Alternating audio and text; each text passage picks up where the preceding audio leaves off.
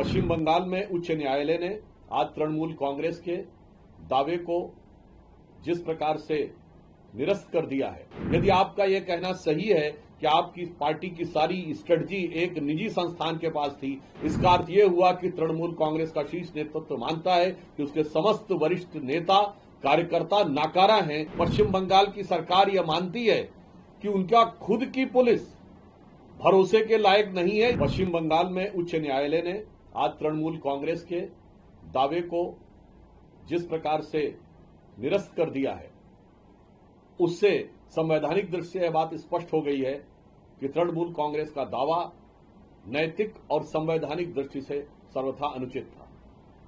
परंतु यह प्रक्रिया कई राजनीतिक सवाल भी उठाती है। हम सवाल पूछना चाहते हैं तृणमूल कांग्रेस से। भारतीय जनता पार्टी ये पूछना चाहती है कि ममता जी, कृपया ये बताइए, ये भारत के इतिहास में ऐसा पहला मौका है जब किसी निजी संस्थान के बचाव के लिए कोई राजनीतिक दल उतरा हो। यदि आपका यह कहना सही है कि आपकी पार्टी की सारी स्ट्रेटजी एक निजी संस्थान के पास थी, इसका अर्थ यह हुआ कि तृणमूल कांग्रेस का शीर्ष नेतृत्व मानता है कि उसके समस्त वरिष्ठ नेता कार्यकर्ता नाकारा हैं और वह रणनीति बनाने में पूर्णतः अक्षम है। दूसरा विषय, यदि उसके बाद भी उनको ये लगा कि उस संस्थान में उनके पास कोई संवेदनशील जानकारी थी, तो ममता जी ने अपनी पुलिस पर भी भरोसा नहीं किया। अर्थात पश्चिम बंगाल की सरकार यह मानती है कि उनका खुद की पुलिस भरोसे के लायक नहीं है, इसलिए ममता जी स्वयं जाकर वहां पर उपस्थित हुई। तीसरा बिंदु, ममता जी ने वहां से फाइल उठाने के लिए अपने किसी निजी स्टाफ पर भी भरोसा नहीं किया और खुद अपने हाथ से जाकर फाइल ली। अर्थात ममता बनर्जी जी का विश्वास अपने निजी स्टाफ पर भी नहीं है।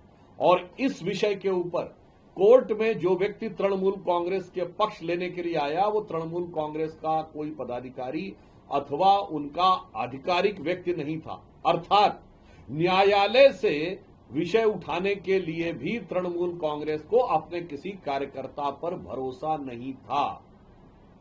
यानी बहुत साफ है कि ना उन्हें अपने नेताओं पे भरोसा, ना अपने कार्यकर्ताओं पे भरोसा, ना अपनी पुलिस पे भरोसा, ना अपने निजी स्टाफ पे भरोसा, या न्यायालय में मुद्दई बनने के लिए अपने किसी कार्यकर्ता पर भरोसा। यह स्पष्ट दिखाता है कि अब पश्चिम बंगाल की जनता का भरोसा तृणमूल कांग्रेस से पूरी तरह उठ चुका है।